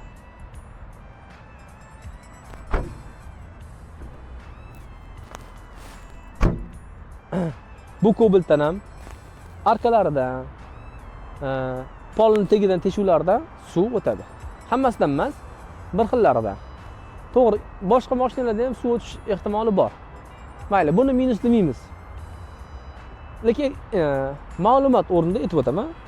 Agar olgan bo'lsanglar Cobalt, o'sha o'zining teshuvlari bor-da, o'sha teshuvlarni germetik qildirib yuboringlar. Mana masalan, mana shu baxtki. Mana ko'rasizlar? Mana men qo'limni tortib shuni chiqarib oldim mana shu tesh. Mana shundan suv kiradi. Buni hozir biz joyiga tiqib qo'yamiz. Suv kiradigan teshigi shu. Yo tomonda ham bor. Yana bir ikkita teshuvlari bor. Uni ustalarga olib borsanglar, ishlarni hal qilib berishadi. Shu bilan mashinaning chirishini, ichiga suv o'tib ketishini, ichidan nam hid kelishini oldini olgan bo'lasizlar. Yana bitta narsada kачество сборки degan narsa bor. Yig'ish sifati bo'ladimi? Mayli, men eshikning zazorlarini aytmayman o'sha. Bu ko'p mashinalarda bo'lishi mumkin, eshik zazorlari joyiga kelmasligi. Mayli, xo'p, buni tushunamiz. Lekin mana bu germetik surilganiga qaragan Abdurahmon, olib kelgan kadr.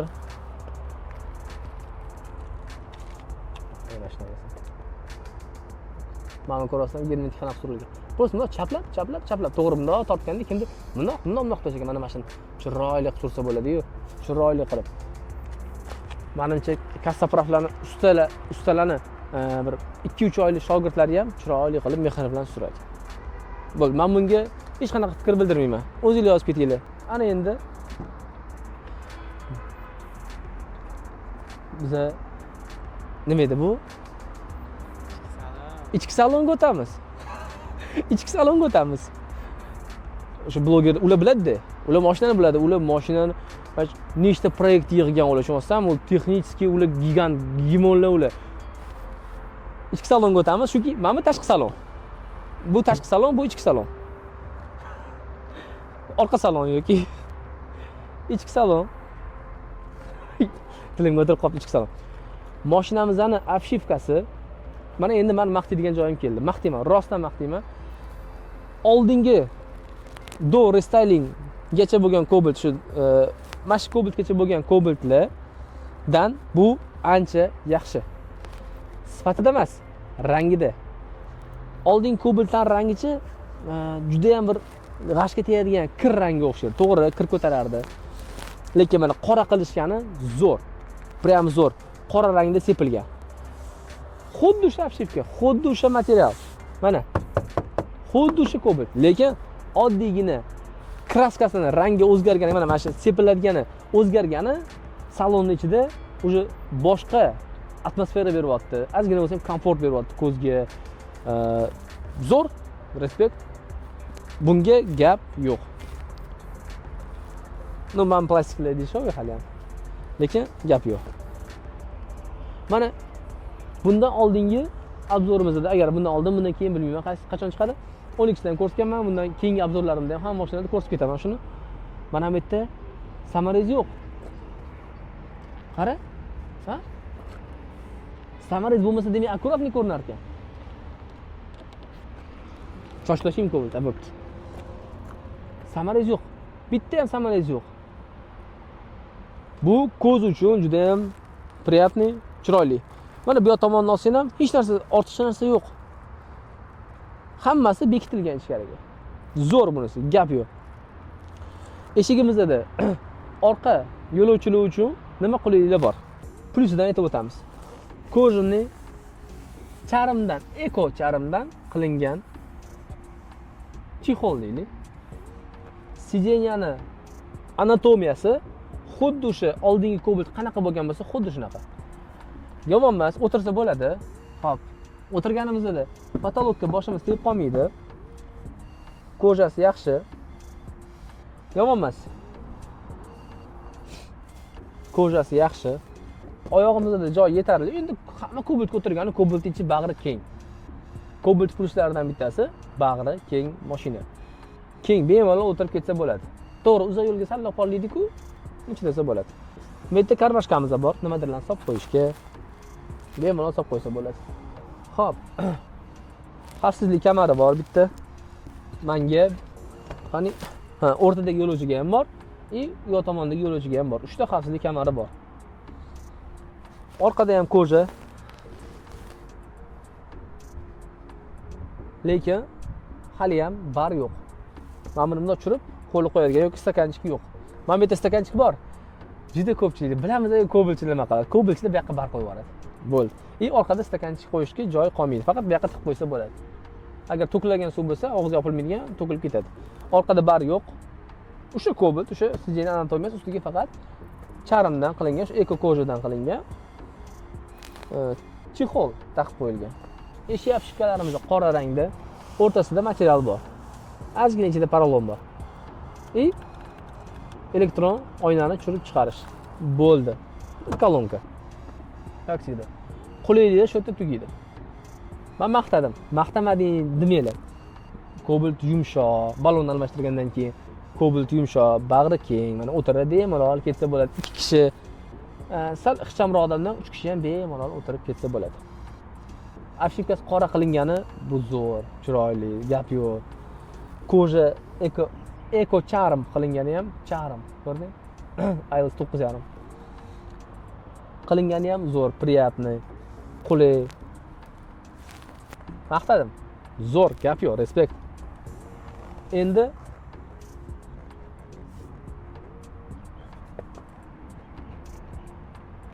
men ko'p ishlatmayman mana barmog'imda. Mana. Boshini o'zi qimlayapti desanglar, mana mayli. Mana boshini o'zini qimlatyapman, nomiga boshini o'zini. Endi mana qo'lim o'zi, bitta qo'l o'zida mana bu yerda. Mana. Ko'rasan?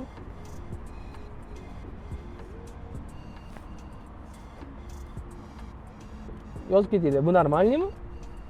300 kilometr yurgan Cobalt. 300 ming emas, adashtirmanglar. Bu hali 1000 kilometr yurmagan hisoblanadi. Kimdirlar bilmaydi kilometr qancha nimaligini. 300 kilometr. Taxminan Jizzaxga borgan mashina. Men hech narsa fikr bildirmayman bunga. Bu tomonda ham bor, bu tomonda ham bor. Qani, haydovchiniki? Haydovchiniki baqatroq. Mana, haydovchiniki ancha baqatroq. Bu likillayapti. Endi yana bitta narsani ko'rsatib ketaman sizlarga. Mana fokus bormi? Kojasini bundoq ochilishini ko'rasizlarmi? To'g'ri, aynan betidan ketmaydi, lekin mana betlari ham mana. Mana buni ko'rsatgan Abdurahmon. Mana yirtilishni boshlagan kojasi. Kojasi yirtilishni boshlagan. Ko'rasan, nomiga ochsa, ochilib ketyapti.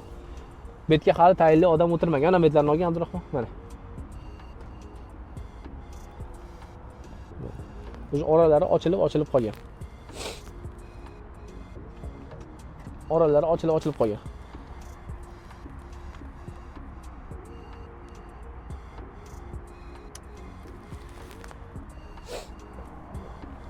Xuddi shunaqa eski Cobaltdagi sidenasini yotqizsa bo'ladi.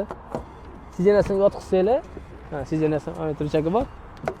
bagajga do'stlik bo'ladi. Uzun narsalarni ham ortga tursanglar bo'ladi. Oldingi Cobalt qanaqa bo'lgan bo'lsa, bu ham xuddi shunaqa. Ham sizlarga yotqizdim-da bagajni ko'rsatish uchun. Bitta narsaga ko'zim tushdi. Men nega boydan bir chexol deyapman. Chexol nimaligini biladi mashina haydaydigan, to'g'rimi? Bunda kiydiriladi, zamokli bo'ladi yoki ipli bo'ladi. Bu zavod yaxki. Men bu yerda mana zamok topdim-da. Nimaga chexol deyotganimni endi tushunasizlar. Bu chexol. Ko'rasizlarmi? Bu yechiladi, mana parallon chiqib kelyapti ichidan. Bu chexol, oldi chexol kiyg'izib qo'yilgan bunga. Ya'ni bo'ldi, men indamayman. O'zingizlar yozib ketinglar. Bu oddiy chexol. Yaxshi, zo'r, gap so'z yo'q bunga. Hozir yana bitta narsani ko'rsatayman, men esimdan chiqib qolibdi. Isofix bor ekan, ya'ni qani? Men maqtayotgan joyimda. Men ip chiqib yotibdi. Bizni tiqib qo'ymadik. Men o'zini ipi. Men uzmayman. Mana. Bizni tiqib qo'ymadik. Sekin bundoq qilib qo'yamiz, bo'ldi. Xo'p, mana bu yerda Isofix bor.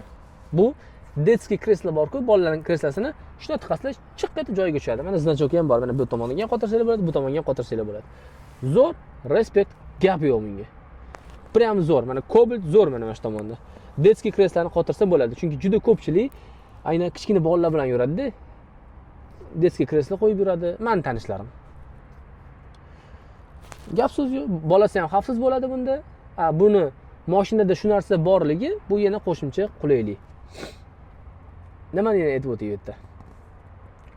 Hozir haydaganda internet aytib o'tamasligi вообще yo'q. Oldin Cobaltdagi narsa deb hozir ko'rsataman. Old tomonimizda ham xuddi shunaqa qoraga sepilgan, zo'r, gap yo'q. Bu ancha ko'zga chiroyli, ichida o'tirganda ancha приятный ощущениyalar beradi. Eshigimizda nima bor? 4 ta oynani avtomatik ko'tarib tushirish tugmasi. Oynani yopib qo'yish, bloklash, menimcha faqat orqa oynani o'zini bloklab qo'yasiz. Shunda orqada o'tirgan bolalar, kichkina bolalar oynani ochlashavermaydi. Shuning uchun qilingan narsa. Podstakannik bor. Cobaltni yaxshi ko'rgan joyim mana shu podstakannika. Ya'ni oldini o'zida 4 ta podstakannik bor. Ya'ni sizlar shu suv qo'yadigan 4 ta joyinglar bor. Barda bor, ikkita, bitta bor. Tushunyapsizlarmi? Narigi ishida ham bitta bor. Bunisiga gap yo'q, respekt, Cobalt zo'r, legenda bu tomonda. Uncha mashinada bunaqa kattasi yo'q. Buni aytdim. Kolonkamiz bor. Yon oynalarni avtomatik boshqarish tugmasi bor. Men nimaga avtomatik tugma deb ketayotganimni bepastir bilib olasizlar. Mana. O'ncha bemalol o'zingizlarga moslab qo'ysanglar bo'ladi. Cobaltni farasini yoqadigan joyi mana shu yerda qolgan. Cobaltchilar biladi, mana shu o'tirayotganda mashinaga tegadi, tushayotganda mashinaga tegib tushadi. Juda ko'p buzilib qoladigan joyi xuddi shu joyda qolgan. Ya'ni farani yoqib o'chirish. Balandligi. Bu joyda qolgan. Bu yerdan barabanga olish kerak deb o'ylayman, chunki hamma mashinada mana shu o'zida bo'ladi. Endi hozir sizenani ko'rsatib beraman. Sizenamiz elektr upravleniyada emas. Men bunga ishonch demayman. Mashinani puliga nisbatan bo'ladi. Mashinamizda sizeniyani tepaga ko'tarish faqat o'rindig'ini. Tushyaptimi Abdurahmon? Olgin. Mana qaranglar. Mana hozir pastga tushirib olamiz. Mana shu. Mana shu orqali ko'tarilayotganini ko'ryaptimi-da?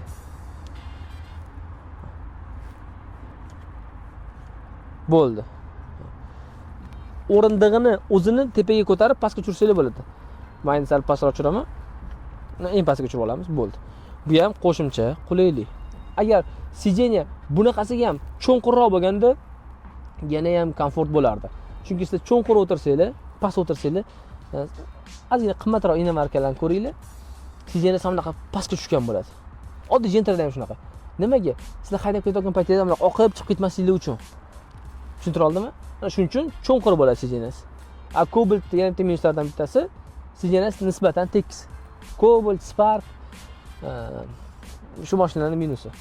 Nexus 3 da ham mana shunaqa. Haydab ketsangiz sekin sirpanib ketaverasizlar. Endi bu koja bilan, eko koja bilan qoplangani uchun sirpanish nisbatan kam bo'ladi. Sijenamizda isitish sistemasi bor. Bo'ldi.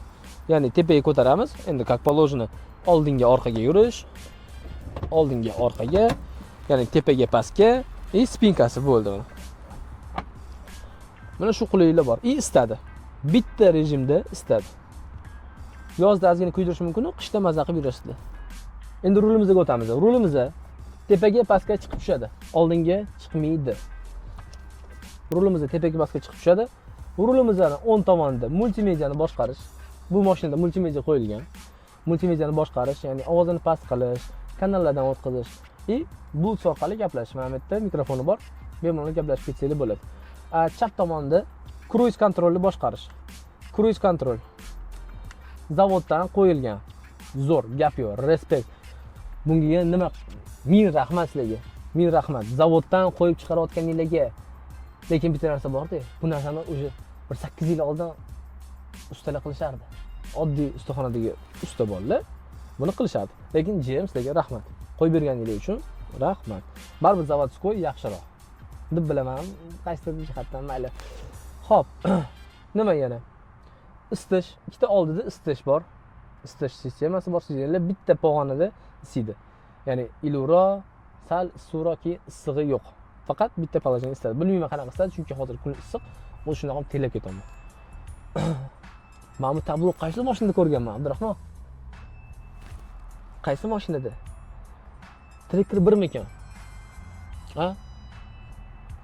Ya, yangi ishlab chiqarilgan tablo menimcha. Yangi mashina-ku bu. Lekin o'xshash joyi bor ekanda, Tracker 1 bilan. Xuddi shunaqa, o'rtada mana speedometr, bu yoqda taxometr, bu yoqda benzin, o'rtada kichkinagina monitorchasi bor. Monitorchasi orqali bu Cobalt mashinasida BSM bor. BSM ya'ni sizlarni elektronika tomonidan sizlarga yordamchi. Keling, shuni tushuntiraylik. Yomon o'xshash ekan Tracker 1 tablosiga. Yomon o'xshash, bilmayman nimaga o'xshab ketyapti. Mana mashinamiz Abdurahmon ovoring 280 km yurgan. 280 km. Hozir mana 280 ovring. Mashinamiz hali apkatkadan chiqmagan, lekin benzin rasxodini ko'rsataman. Mana 11.8. Tabloyimizni mana shu multimedia qismini chap tomondan boshqarsak bo'ladi. Tepaga pastga qilib o'zgartiramiz. Mana bu yerda knopkachasi bor. Ko'ryapsizmi knopkachasi?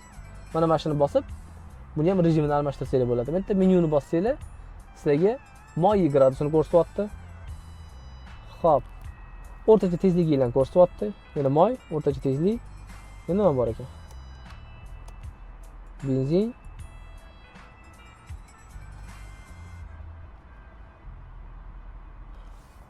Men o'ylagandimki, balki bordir. Suv datchiga qani? Suv datchi. Men ko'rmayman suv datchini bu yerda. To'g'ri, hozirgilarga proshivka qilib tablosiga chiqarib berishyapti menimcha.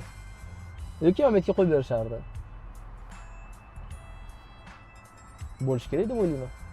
Agar sizlar Cobalt mashinanglar bo'lsa, Cobalt mashinalariga suv datchi yoki mana shunaqa knopkalar, cruise yoki monitor yoki elektrik ishlari kerak bo'lsa, men pastda nomer qoldirib ketaman. O'zimizning ustaxona, usta bolalar zo'r, любой сложностьdagi ish qilib berishadi. Aloqaga chiqib bir kun oldin boraman, mana shunaqa ish qilib bera olasizmi deb shuna kelishasizlar. U narsa yo'q bo'lsa, bozordan olsanglar, olib kelib ustaxonaga qilib berishadi. Videolarimizni ko'rsanglar, o'sha ustaxonada ishlar qilganmiz. Ya'ni сложный ishlarni ham qilganmiz. O'sha Sparkga avto qo'yganmiz, oynalari avto, rullari, xullas любой elektrik ishlaringlarni qilib beradigan bolalar bor. Pastda nomer qoldirib ketaman. Xo'p, yana nima bor mashinamizda? Buni tushuntirib o'tdim, to'g'rimi? Rulimizda xuddi o'sha rul.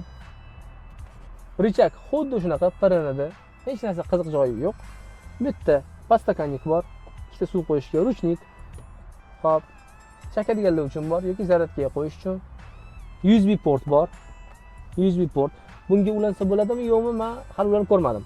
Agar ulanganlar bo'lsa yozib yuborsin. Agar lekin ishlash kerak. Android Auto bo'lish kerak bunda. Monitorimiz bor. Nimaga? Mana shu Nexus 3 da ham asamga teggan narsa bor-da. Avvalinkasini ham ketib qo'ygan. Bu yoqqa emas. Bu ham shunga o'xshash ekan. Nega baland past qilish knopkasi to'g'ri mana bu yerda bor. Bizda bor, bizda qulaylik. No, passajir uchun qilinganmi? Keyingisiga olish. Mana bu yoqqa qo'ysa bo'lardi-ku. Bilmadim. Balki passajir uchun bu yerda ketayotgan odam Mana qo'y eshitib ketayotgan bo'lsanglar, boshqa ashulaga olaman deb olib tashlasa kerak o'zi. Bilmadim, lekin bu yerda home knopkasi ham bor-da uyga. Qani? Xo'p, bo'pti. Sir bo'lardi. Bilmadim, balki passajir uchun bu yerda ketayotgan odam mana qo'y eshitib ketayotgan bo'lsanglar, boshqa ashulaga olaman deb olib tashlasa kerak o'zi. Bilmadim, lekin bu yerda home knopkasi ham bor-da uyga. Qani? Xo'p, bo'pti. Sensorni. Ha, mana. Android Auto bor. Gap yo'q. Ya'ni navigator ham bunga yoqsa bo'ladi. Yoqib ketsanglar bo'ladi. Zo'r, gap yo'q. Monitor qo'yilgani, shtatli monitor qo'yilgani uchun sizlarga kattakon rahmat. Bo'ldi. Monitorimiz bor, eshikni qulflash, ochish rejimi bor. Avarinkamiz bor. O'sha airbag ko'rsatib turgan, bu tomon ochuv, bu tomon yoquvligini ko'rsatib turgan. Konditsioner. Monitor. Mana Cobaltda ham xuddi Gentra'da qanaqa qilib ani yig'ib, yopishtirib, u mashinadan qolib ketganini, bu mashinadan qolib ketganini yopishtirib chiqarishdi-ku. To'g'rimi? To'g'ri. Cobaltda ham xuddi shunaqa bo'lyapti. Cobalt, menimcha o'zi keyingi restyling bo'lmaydi. Shu bilan Gentra'ga o'xshab tugatiladi deb o'ylayapman. Agar Braziliyada yoki Xitoyda yangilangan versiyasini chiqarishmasa. Buni qatdan bildingizsa, Tracker 1 tablosini qo'yishyapti. Tracker 1 monitorini qo'yishyapti, tushunasizlarmi? Buni ham o'ziga ishlab chiqarishmayapti-yu. Bizda ishlab chiqarilgan mashinalarni 99% bizda ishlab chiqarilmagan. Qanaqa bizda ishlab chiqarilmagan? Ya'ni o'zbeklar o'tirib yoki O'zbekistonga kelib, qanaqadir bor injenerlar, dizaynerlar kelib, o'ylab o'tirib chizilmagan bu mashinalar. Nimadan boshlaymiz? Lasetti qatdan kelgan? Koreyadan to'g'ri kelgan. Birinchi keyin bizda ishlab chiqarish boshlagan, to'g'rimi? To'g'ri. Damaslar qatdan kelgan? Koreyadan, Uzdevodan kelgan. Tushunasizlar, Matizda, Tikolar hammasi kelgan. Keyin bizda yig'ilish boshlagan. Bu yomon emas, bu yaxshi. Lekin razrabotka ishlab chiqarishga mashina sohasini, avtomobilstroyeniyani rivojlantirishga olib kelmaydi bu. Birinchi qadamdan qo'yib olishga bo'ladi, lekin dalshi o'zligi ishlab chiqarish kerak, tushunasizlarmi? Mana Cobalt necha yil ishlab chiqarildi, oxiri keyin o'zi odamlar zerikishni boshladi. Sekin-sekin savdosi tushishni boshladi. Restyling qilib, как бы yangilangan Cobalt qilib, Cobalt Midnight ishlab chiqarishdi, to'g'rimi? Midnightga nima qo'yishyapti? O'zligi yangicha tablo qo'yishdimi? Yangicha monitor qo'yishdimi? Yo'q.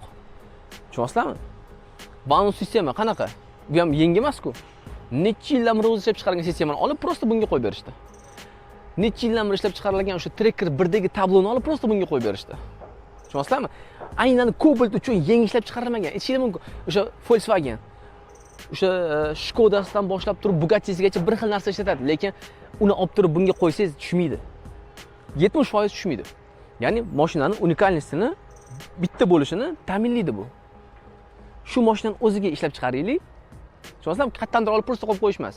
Qattandir olib qo'yib qo'yishi o'sha bu ideyani ham o'zi kim bergan bularga? GMga. Menimcha, men shunaqa deb o'ylayapman. O'sha elektrik bolalar. Chunki men o'zim ko'zim bilan ko'rganman, Tracker 1 tablosini Cobaltga qo'yishadi. Endi keyingisi hozir Malibularni, Malibu 2 ning tablosini qo'yishyapti. Bu ishlab chiqarish emas, tushunasizlarmi? Bu olib prosta qo'yib qo'yish. Yana bitta yoqqan tomoni bor Cobalt menga hozir. Oldin Cobaltni men eslolmayman, shu narsa bormidi yo'qmidi. Bardachonni bitta ochsangiz, ichida chirog'i bor ekan.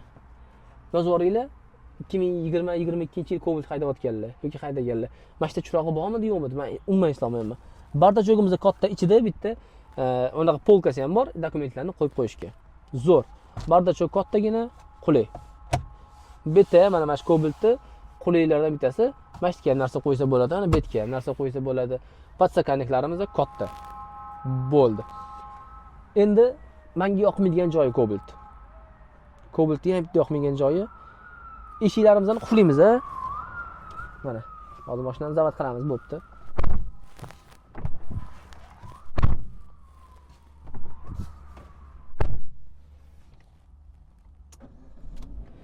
Mashina zavod qildik. Mana, ko'ryapsanmi, Abdurahmon? Eshiklarni qufladik. Hozir yozishligi mumkin. Bu mashina Braziliya uchun, Braziliya bozori uchun ishlab chiqarilgan. U paytda semaforga to'xtaganlarda Braziliyada tashqaridan kelib ochib olmasligi uchun. To'g'ri. Mana hozir tashqaridan ochamiz. Tashqaridan ochamiz. Mashinamiz ochilmaydi. Gap so'z yo'q. To'g'ri, bu xavfsizlik. Men buni to'g'ri tushunaman. Lekin men bolalar bilan yuraman. Kichkina bolalarim bilan yuraman mashinada yoki farqi yo'q. Ota-onalar ham kichkina bir 5 yoshli, 4 yoshli bolalar, 7 yoshli bolalar farqi. Bolalar bilan yurganda nima qiladi? Eshigini qulflab qo'yadi. Nimaga? Bolalar bilmasdan o'yin qilib ham shuna keladi-da. Bo'ldi, ochilib ketdi. Mana orqa eshik, o'zingnikini ol. Mana bola o'ynab o'tiribdi, ha o'ynab o'tiribdi-da. Ochdi bo'ldi. Hozir aqllilar boshlaydi. Ichkaridagi zamokni yoqib qo'y. Mana olgan. Aytdi, zamogi bor-ku, zamogini qilib qo'ysang bo'ldi-ku deydi. Lekin har gal, o'ylasam, har gal shunaqa qilish bo'ladimi? Sizlar masalan faqat bolalarni olib yurmaysizlar, ota-onalarni olib yurasizlar, kimdirlarni olib yurasizlar. Mana shu o'zidan qanaqadir qilib ochilmaydigan sistema qilsa bo'lardi-ku. 12 ham xuddi shunaqa ichidan ochilib ketadi. Bundan shunaqa. Mana Cobalt'ning minusi shu. Eshikni ichidan qulflading nima? Qulflamading nima? Ayniqsa taksi haydovchilari, taksida kira qilgan aka-ukalar mashinada qiynalishadi. Masalan, orqaga bolalar o'tiradi-da, ota-onasi aytadi, "Iltimos, eshigingizni qulflab yuboring" deydi. Men o'zim ham oldin taksida yurganimda, taksi qilmaganman-ku, taksida yurganimda aytardim, Cobalt'dagilar eshikni qulflab yuboring derdim. Keyin bilganman, Cobalt'ni qulflagan bilan qulflamaganning farqi yo'q ekan. Mana shu. Endi plyusi. Remi. Menimcha oxirgi marta tushdi bu pastga. Все, bo'ldi. Qaba. Yangi mashinada hali qotib qo'ying. Tepaga, pastga chiqarib tushirsa bo'ladi. Passajirnikini ham, bu komfort. Haydovchinikini ham tepaga, pastga chiqarib tushirsa bo'ladi. Bu sizlarga nima beradi? Ya'ni bir xillarida odamlarda taqsa mana bu suyagini ezadi, ozgina siqib qo'yadi. Ammo buni tepaga ko'tarsanglar, sizlarni ezmaydi. Ezmay ushlab turadi. Bu qo'shimcha qulaylik. Gap so'z yo'q. Endi biz test drive'ga chiqamiz. Cobalt'ni qolgan o'zini klassidagi mashinalardan ustun tomoni yumshoqligi. Hozir test drive qilib ko'ramiz.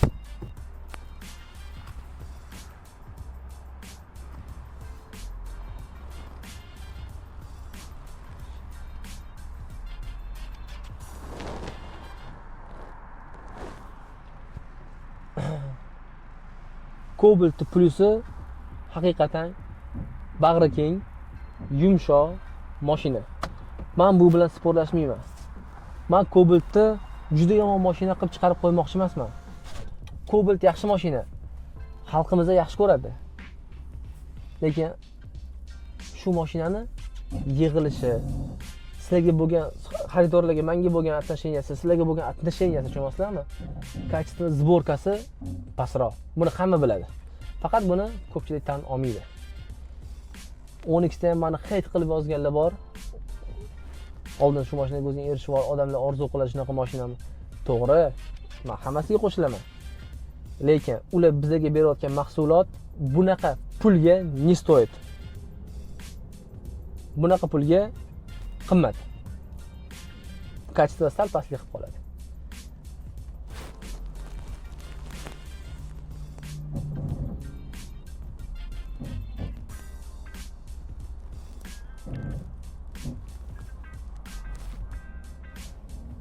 Ketdik.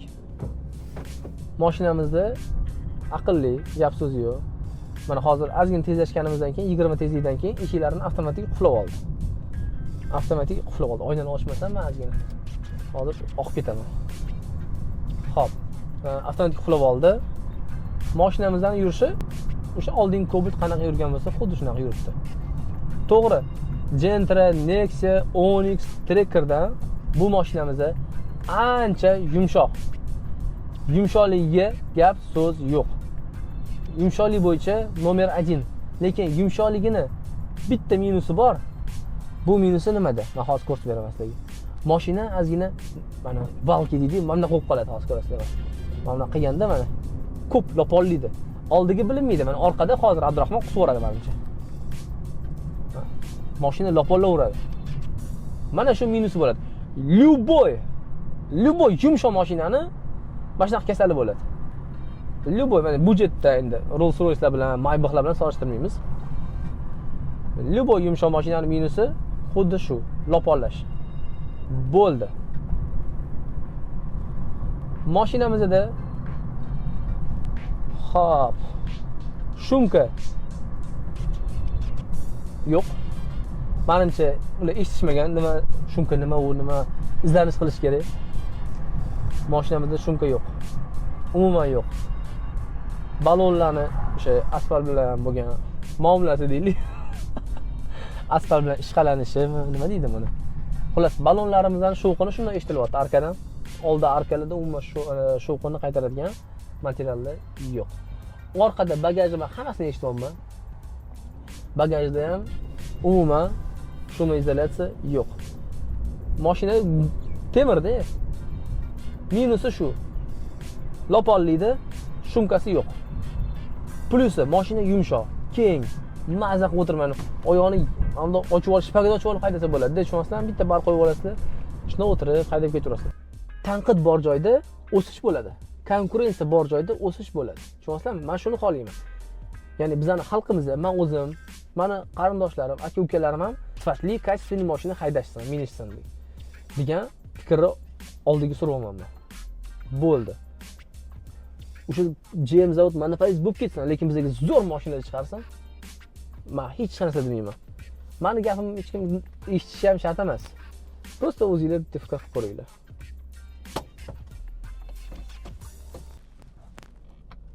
Bizning obzorimizda unaqa 10 minutlik, 15 minutlik mana men aytib bunaqa ekan, men aytib sijeniya bor ekan, rul bor ekan emas. Doskональный qanaqa ishlab chiqarishigacha tushuntirish niyatimizda bor. Mashinani olotganda, mashinaga o'sha bunday qaraganda qatlariga qarash kerak, qanaqa tushunish kerak mashinani. O'sha narsani sizlarga yetkazib bermoqchimiz biz, tushunasizlarmi? Ya'ni mashina olotganda качество сборкasiga qanaqa yig'ilgan, o'sha ishlab chiqaruvchi sizga qanaqa отношение qilayotganini bildiradi, tushunasizlarmi? Agar qiy-chuqung'ir yig'ilgan bo'lsa, o'sha ishlab chiqaruvchi ana ruschada aytganda plevать deydi-yu, tupurib qo'yib qo'ygan. Shunaqa отношениеda bo'ladi deb o'ylayman men o'zim. Agar bu yig'ilgan, o'sha plotniy chotki yig'ilgan bo'lsa, u mana o'sha sotib oluvchini xaridori o'ylabdi, ishlarini yopibdi, mana bu shularni yopibdi, zazorlarni keltiribdi. Bu o'sha sotib oluvchini o'ylash yana.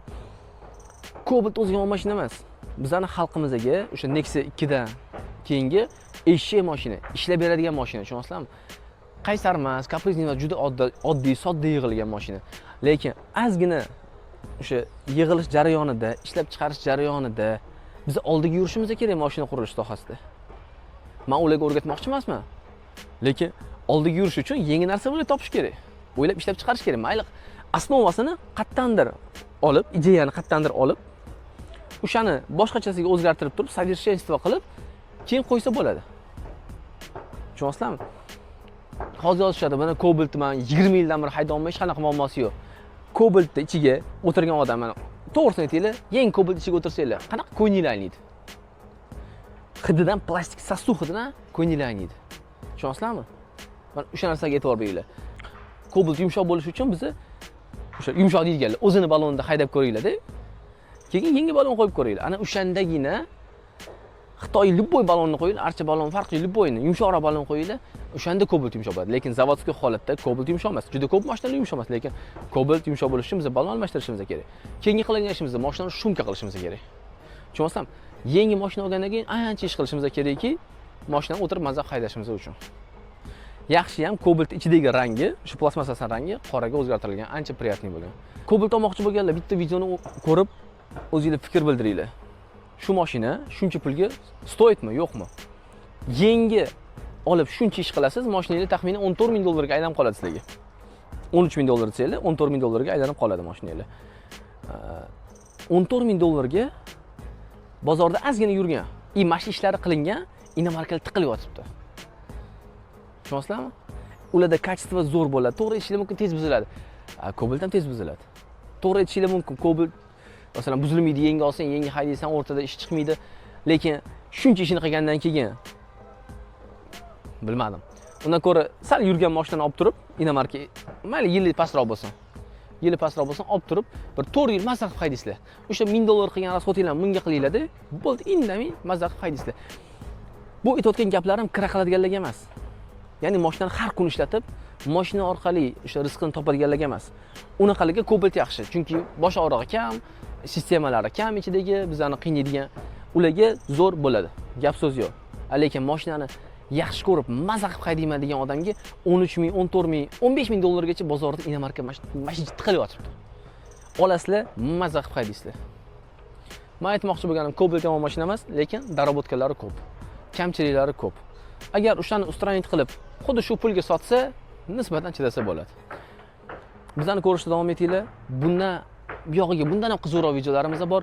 Oldingi videolarimizdan ham bitta ko'rib chiqinglar. Mashinalar haqida birga o'rganamiz sizlar bilan. Men ham ozgina qisman bilaman, bilmagan joylarim juda ham ko'p. Agar qayerda qolib ketgan joy bo'lsa, kamchiligi bo'ladigan bo'lsa, faqat negativsiz, so'kishlarsiz yozib ketinglar. Ukam yoki aka, mana shunaqa joy qolib ketibdi. Shu joyni mana shunaqa desangiz bo'lardi, mana shunaqa kamchiligi bor deb yozib ketinglar.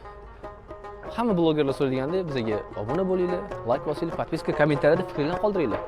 Sog' bo'lasizlar, salomat bo'lasizlar.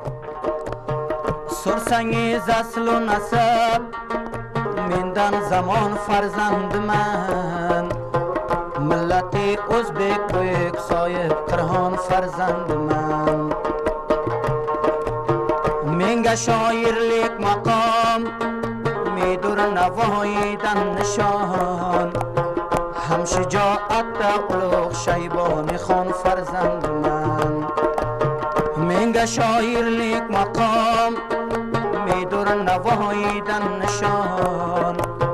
Ham shijoatda ulug' Shayboni xon farzandiman.